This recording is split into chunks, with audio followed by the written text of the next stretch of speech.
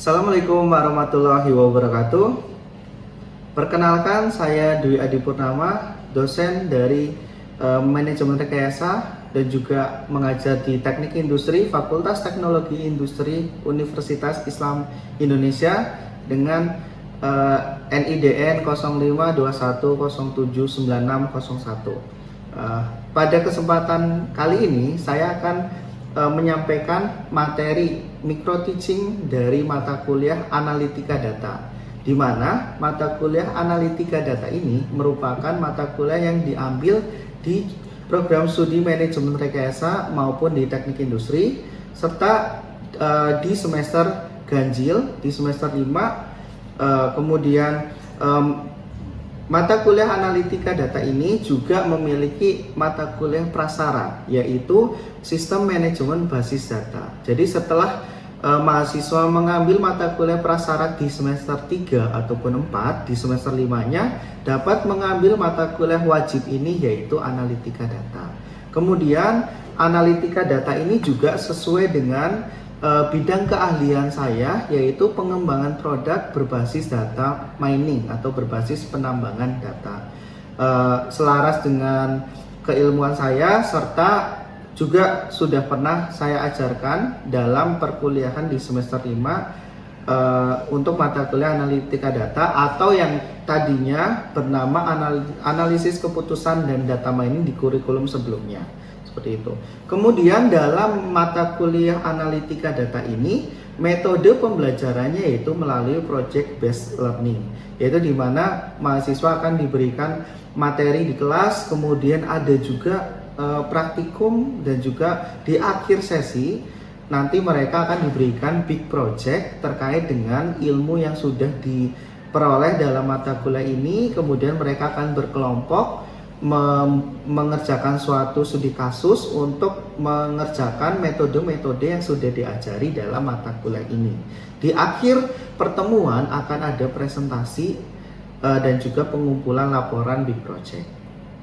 Untuk CPMK itu diturunkan dari CPL ya, dan juga mata kuliah Analitika Data ini memiliki 2 CPL, yaitu CPL 4 dan juga CPL 6.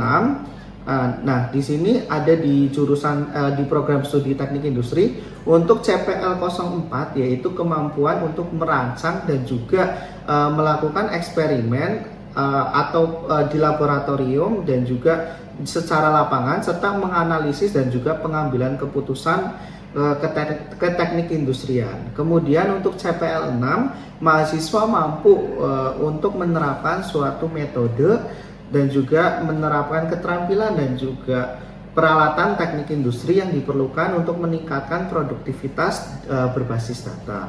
Kemudian dari kedua CPL diturunkan menjadi 4 CPMK, ada CPMK 1, 2, 3, dan 4. CPMK 1 yaitu terkait dengan konsep dari Analitika Data, CPMK 2 yaitu mampu membedakan teknik-teknik Analitika Data, CPMK 3 yaitu penyelesaian kasus nyata, serta CPMK 4 yaitu mahasiswa terampil dalam menggunakan software. Seperti itu. Nah, dari materi Analitika Data tersebut, hari ini saya akan menyampaikan mata kuliah pada bagian Association Rule Market Basket Analysis, di mana metode ARMBA ini merupakan salah satu teknik Analitika Data yang masuk ke dalam CPMK 2. Kemudian CPMK 1 diujikan melalui UTS, CPMK 2 ini diujikan melalui UAS. Kemudian asesmen yang lain di mata kuliah ini ada tugas besar dan juga penilaian dari tutorial dan juga responsi di laboratorium. Dengan UAS atau mata kuliah ARMBA ini sebanyak 20%, kemudian UTS juga 20%, sedangkan untuk tugas besar 30%, serta tutorial di laboratorium dan responsi 30%. Baik, kita akan lanjutkan ke sesi materi. Baik, assalamualaikum warahmatullahi wabarakatuh. Waalaikumsalam warahmatullahi wabarakatuh. Ya, hari ini kita berjumpa lagi ya di pertemuan ke-9 dengan materi pemodelan dan analitika data Association Rule Market Basket Analysis. Sebelum itu, mari kita berdoa terlebih dahulu. Berdoa dimulai. Oke, selesai. Baik, sebelum kita masuk ke materi Association Rule Market Basket Analysis, minggu lalu kita sudah melaksanakan UTS ya, ujian tengah semester, yang mencakup materi-materi yang ada di sebelum UTS. Nah, saya akan bagikan dulu untuk hasil UTS-nya. Dari UTS teman-teman itu sudah dinilai dan juga ada feedback di dalamnya ya. Nah, dari hasil tersebut kira-kira kemarin soalnya mudah atau susah? Mudah ya? Sesuai ya dengan yang diajarkan? Sesuai ya? Oke. Mungkin ada pertanyaan, misalnya ada yang masih ragu-ragu kah jawabannya di dalamnya? Atau sudah yakin semua kemarin jawabnya? Alivia 100 ya kemarin ya? Sudah benar semua. Ada pertanyaan? Pak, saya mau tanya Pak. Ya. Untuk yang metode clustering itu kan ada 2 jenis. Nah, itu boleh dijelasin lagi nggak Pak? Oke, saya mereview sebentar ya untuk materi minggu lalu terkait metode clustering. Jadi kalau di soal di situ diminta untuk menentukan klasternya berapa, kemudian karakteristik antar klasternya seperti apa. Nah, teman-teman perlu diperhatikan bahwa untuk klaster di situ ada 2 metode, ada hierarki dan juga non hierarki. Nah, pertama kita cek ke soalnya, apakah jumlah klasternya itu sudah ditentukan di awal atau belum. Nah, di situ kan sudah ditentukan di awal, diminta dibuat 3 klaster. Sehingga di situ kita bisa pakai metode non hierarki atau K-means algorithm. Seperti itu ya. Jadi jelas ya? Jelas Bapak. Oke, kemarin Buddha juga sudah betul. Mungkin karena ini ya bimbang ya antara 2 metode tersebut. Baik, karena tadi kita sudah berdiskusi ya terkait dengan materi sebelumnya, maka kita lanjut ke materi hari ini yaitu pemodelan dan analitika data Association Rule Market Basket Analysis. Sebelum itu, di sini merujuk ke RPS Analitika Data yang teman-teman ambil di semester ini, di semester 5 ya, dan juga dosennya juga team teaching. Kemudian metode pembelajaran dari mata kuliah ini melalui project based learning, di mana ada suatu project, big project, dan juga teman-teman juga media pembelajaran secara blended, baik secara offline seperti hari ini ataupun online, dan juga ada tutorial juga praktikum di laboratorium. Kemudian untuk CPMK dan juga CPL merujuk pada CPL 4 dan juga CPL 6. Kemudian di materi Association Rule Market Basket Analysis ini termasuk ke CPL 6 dengan capaian pembelajaran mata kuliahnya adalah CPMK 2, yaitu mahasiswa mampu membandingkan, memilih, dan mengaplikasikan teknik-teknik analitika data untuk permasalahan industri. Nah, apa saja sih teknik-teknik analitika data yang kita pelajari di mata kuliah ini? Ada Association Rule Market Basket Analysis, yang mana materi hari ini ada materi clustering, materi sebelumnya ya yang sudah diujikan di UTS, kemudian juga ada materi klasifikasi. Nah, teman-teman bisa membedakan antara 3 metode ini dan memilih mana yang cocok dari suatu persoalan atau permasalahan di industri. Seperti itu ya. Kemudian asesmennya melalui UAS. Jadi nanti UAS ada pemilihan teknik analitika data dan juga mengidentifikasi permasalahan dengan menggunakan metode clustering, klasifikasi, dan juga association rule ini. Terus bobot penilaian sebesar 20%. Setelah perkuliahan ini, teman-teman bisa memiliki kemampuan membandingkan, memilih, dan juga mengaplikasikan teknik-teknik analitika data dan juga termasuk untuk mengidentifikasi solusi untuk permasalahan di industri dengan membedakan teknik-teknik analitika data tersebut. Nah, di materi Association Rule Market Basket Analysis ini teman-teman bisa mendapatkan pemahaman dan juga capaian pembelajaran mata kuliah di CPMK 2 dan untuk CPL 6 itu sendiri ya di sini. Di sini CPL 6 dan juga CPMK 2. Baik, mungkin kita akan masuk ke sesi materi ya terkait dengan ARMBA. Tujuan dari ARMBA itu sendiri untuk menemukan suatu aturan asosiasi dari suatu data yang besar ataupun database gitu ya. Jadi di analitika data ini kan di awal sudah saya informasikan dan juga jelaskan bahwa tujuannya kita pengen mengidentifikasi suatu pola ataupun pengetahuan dari data yang besar. Jadi di data itu bisa dianggap seperti sampah kalau semisal tidak memiliki arti, tetapi dari sampah itu kita bisa ubah seperti emas kalau dia memiliki knowledge ataupun arti. Salah satunya dengan menggunakan teknik association rule mining atau association rule market basket analysis seperti itu. Kemudian bagaimana cara menemukan dengan mengidentifikasi aturan-aturan yang ada di dalam suatu data yang besar. Kita identifikasi polanya.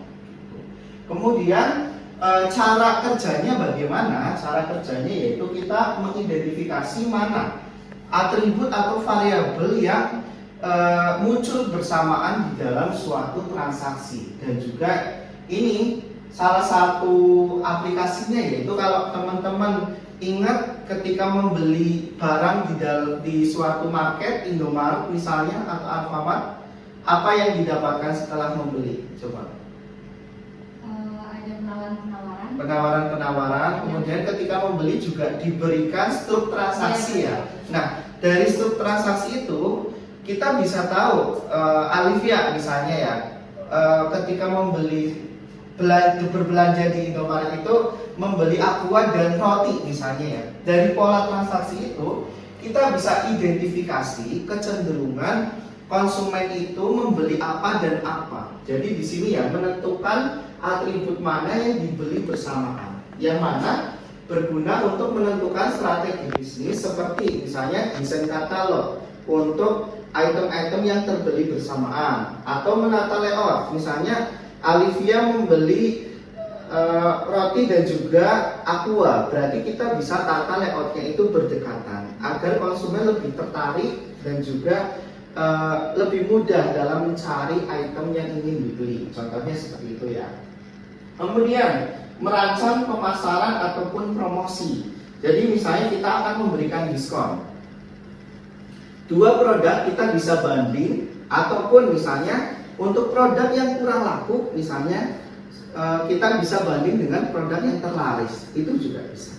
Sampai sini paham? Paham. Nah, contoh misalnya 80% pelanggan yang membeli produk A, misalnya produk roti ya, itu juga akan membeli produk B, misalnya aqua. Nah, hal ini bisa kita dapatkan dari suatu database yang besar atau data-data transaksi konsumen. Kemudian manfaatnya ini seperti yang sudah tadi saya jelaskan, yang bisa membuat suatu metode promosi atau periklanan ya contohnya, ataupun membuat suatu kartu member card. Misalnya ketika orang loyal beli di Indomaret, Alfamart ataupun di market tertentu ya, kita bisa berikan suatu diskon, ataupun misalnya ketika sudah berbelanja sekian ribu dia akan mendapatkan suatu item yang lain. Terus kita bisa memberikan suatu diskon berpasangan antar item. Misalnya roti dan selai itu kita banding atau dengan aqua, jadi harganya lebih murah dan juga sesuai dengan apa yang customer inginkan. Kemudian untuk menghitung nilai asosiasi atau menentukan aturan asosiasi, di sini ada dua parameter, yaitu parameter support dan juga confidence. Support ini untuk menghitung nilai probabilitas atau persentase dari dua kombinasi item yang terbeli bersamaan. Sedangkan kalau confidence merupakan nilai kepastian apakah benar dua item tersebut dibeli secara bersamaan atau tidak, atau hanya data yang mungkin terjadi saat itu aja tapi bukan menunjukkan hubungan asosiasi. Misalnya kita bisa menilai kepastiannya atau nilai confidence dari data tersebut. Kemudian ini contoh untuk analogi ataupun filosofi dari nilai support. Jadi nilai support kita pengen mengetahui misalnya nilai support dan confidence. Support itu lebih ke presentase ataupun probabilitas item ini ada dua item ya, item roti mentega itu akan dibeli. Ketika orang membeli roti dan mentega itu akan membeli susu juga. Kemudian ketika diolah ternyata memberikan nilai support 40% dan nilai confidence 50%. Yang berarti sebanyak 50% dari transaksi memuat item roti dan mentega, dia juga akan membeli susu. Ini sebanyak 50% nilai kepastiannya. Nah, kalau support itu menunjukkan bahwa dari seluruh transaksi itu ada kedua item ini, memuat kedua item ini, yaitu item pertama roti mentega serta susu, dan ketiga produk ini dia muncul di seluruh transaksi sebanyak 40%. Jadi kalau datanya 10 berarti dia muncul 4 kali di dalam database. Nah, confidence support ini menunjukkan adanya 40% dari seluruh transaksi yang ada di database memuat ketiga item ini. Seperti itu. Sampai sini ada pertanyaan? Ya. Pak mau tanya, jika item yang di kiri itu satu dan di kanan itu satu bisa tidak? Oke, bisa. Jawabannya adalah bisa. Jadi di sini ada item A dan juga ada item B. Item A adalah yang di bagian sini ya. Mungkin bisa saya tulis terlebih dahulu. Jadi misalnya di sini item A, item B. Jika teman-teman membeli item A maka membeli item B. Nah, item A ini bisa kita identifikasi dua produk, misalnya roti mentega. Di sini item B-nya adalah susu. Nah, item A itu bisa kita identifikasi satu produk, dua produk, dan seterusnya. 3 produk juga boleh. Seperti itu. Jadi bisa 1 ataupun 2 ataupun lebih untuk item A itu sendiri. Seperti itu. Kita pengen mengidentifikasi hubungan asosiasi. Sampai sini jelas? Oke. Jelas. Kita lanjut ya. Kemudian di sini seorang konsumen yang membeli roti dan juga mentega berarti dia punya kemungkinan 50% untuk membeli susu. Ini karena nilai confidence-nya adalah 50%. Dan juga aturan ini cukup signifikan mewakili 40% dari catatan transaksi selama ini. Gitu. Kemudian bagaimana cara menghitungnya? Cara menghitungnya adalah untuk nilai support. Teman-teman bisa cari probabilitasnya, yaitu jumlah transaksi yang memuat item A dan juga item B dibagi total seluruh transaksi. Jadi probabilitas ya, A dan B munculnya berapa kali bersamaan dibandingkan dengan seluruh transaksi. Oke. Baik, terkait dengan metode dasar dari support dan juga confidence, kita akan lebih paham ketika kita punya contoh soal. Nah, di sini saya akan menunjukkan salah satu contoh soal dari item transaksi yang terbeli oleh konsumen di dalam struk transaksi belanja. Misalnya, contoh yang sederhana ya, di sini ada 5 transaksi. Transaksi 1 ternyata misalnya si Ani, dia membeli pena, roti dan juga mentega. Kemudian transaksi kedua, si Budi, dia membeli roti, mentega, telur dan susu dan seterusnya. Ada 5 transaksi. Kemudian kita pengen menentukan parameter atau nilai support. Misalnya soal pertama yaitu berapa nilai supportnya roti dan mentega. Kita cek di sini. Roti mentega itu muncul bersamaan di dalam transaksi berapa kali? Transaksi 1, 2, 4, 5. Berarti dia muncul 4 kali dibandingkan total transaksinya ada 5. Berarti nilai supportnya adalah 4/5 atau 80% atau 0,8 gitu ya. Ini masih mudah ya, kalau support itu teman-teman sebelumnya juga mengambil statistika ya, menghitung probabilitas. Nah, materi seperti itu juga dipakai untuk perhitungan di nilai support ini, parameter nilai support. Contoh lagi, kalau misalnya nilai support dari roti, mentega dan susu berapa di sini? Roti mentega ternyata nomor 1, transaksi 1 nggak ada susu, maka kita tidak hitung.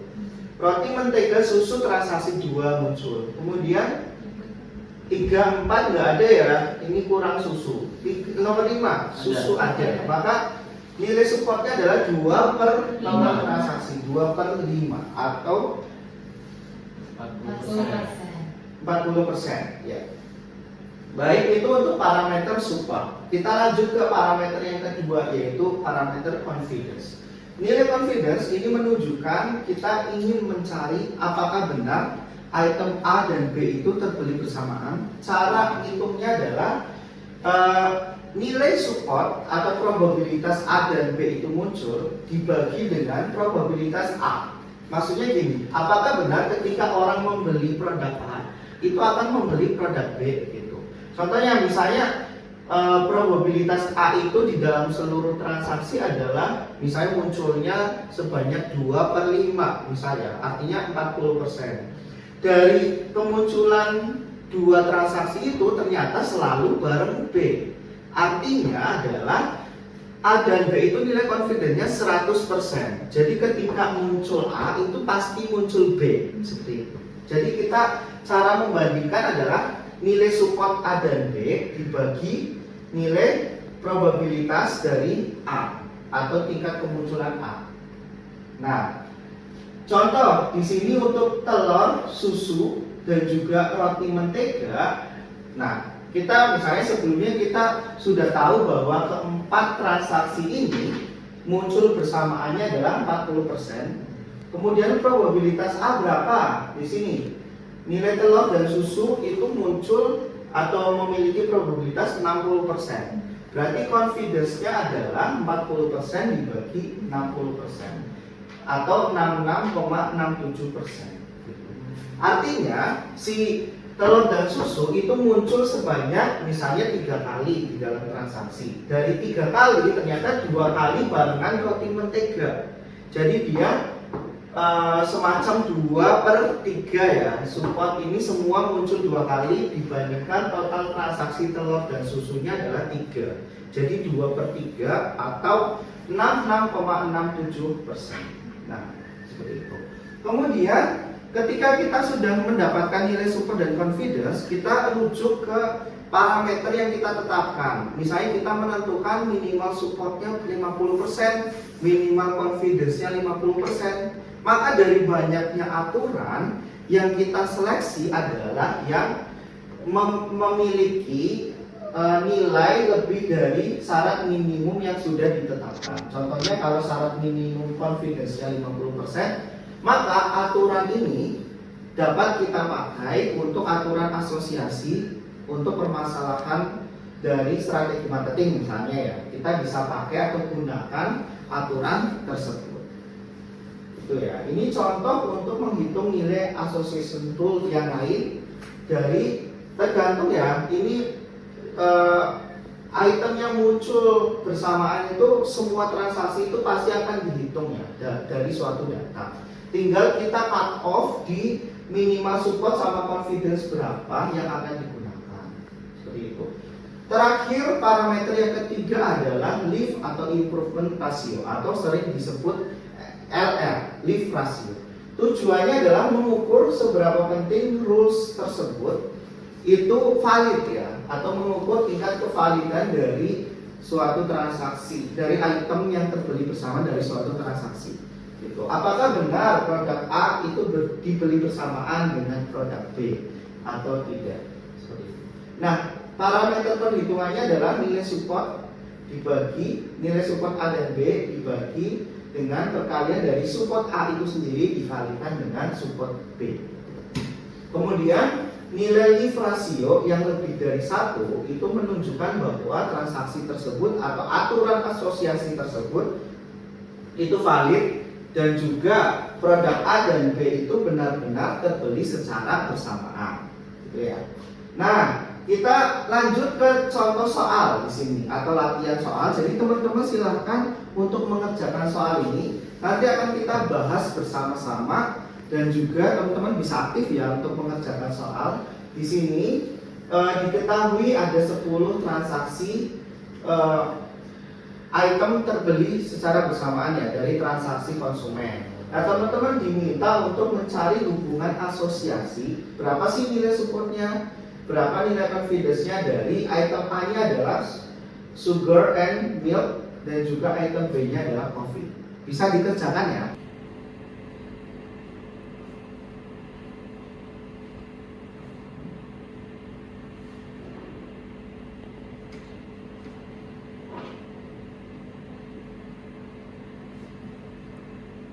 Sampai sini sudah selesai ya pengerjaannya ya?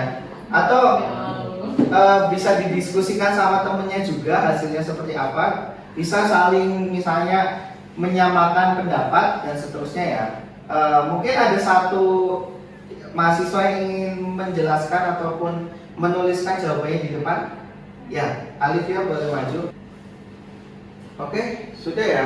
Di sini kita akan bahas bersama-sama ya setelah teman-teman diskusikan dengan temannya. Jadi yang pertama ada nilai support. Nilai support ini adalah persentase kemunculan ketiga item ini terbeli bersamaan. Nah, jawabannya Alifia adalah 2/10 atau muncul 2 kali dalam seluruh transaksi 10. Betul nggak? Betul. Betul ya? Mungkin ada yang bisa menjelaskan kenapa kok kita nulis atau mendapatkan nilainya 2/10? Ya, Muti? Karena sugar, milk, and coffee itu muncul 2 kali dalam 10 transaksi. Oke, betul ya. Jadi ketiga item ini kita cari di seluruh transaksi, dia munculnya berapa kali. Misal, transaksi 1 dia hanya ada sugar and milk, sedangkan nggak ada coffee. Kita nggak bisa ngitung karena kurang 1 item. Jadi setelah ditelusuri ternyata transaksi ke-7 dan 8 itu yang memuat sugar, milk, and coffee. Jadi ada 2 ya. Total transaksinya berapa? 10. Jadi sebanyak 20% dari total transaksi memuat ketiga item ini. Kita lanjut ke nilai confidence. Kalau nilai confidence kita cek apakah coffee itu akan terbeli ketika orang membeli sugar and milk. Jadi kita cek dulu nilai ketiga item ini munculnya berapa dibagi dengan item atau probabilitas munculnya sugar and milk. Di sini jawaban Alifia adalah 2/4. Apakah ini benar teman-teman? Benar. Betul ya. Jadi kita cek dulu yang muncul sugar and milk berapa, ada yang tahu? Sakila? 4 dari berat. Sugar and milk muncul 4 kali. Ini ya, milk and sugar. Kemudian ada di transaksi 1, ada 5, 7 dan 8. Itu yang jadi pembagi ya, atau support A-nya itu sendiri. Kemudian kalau yang barengan coffee berapa? Ada 2 Bapak. Ada 2 ya, transaksi 7 dan 8. Sehingga 2/4. Ya, 2/4 ini bukan dibagi total lagi karena sudah transaksi coffee bareng milk and sugar itu ada 2 dibandingkan dengan transaksi sugar and milk yang ada 4. Jadi probabilitasnya adalah 50%. Gitu. Terakhir untuk leave ratio ini adalah nilai confidence dibagi nilai support coffee. Jadi kita menghitung nilai support coffee. Nilai support nilai confidence-nya kita tahu dari perhitungan sebelumnya yaitu 50%. Kemudian dibagi support coffee. Kita cek coffee itu muncul berapa kali di sini? 1, 2, 3, 4.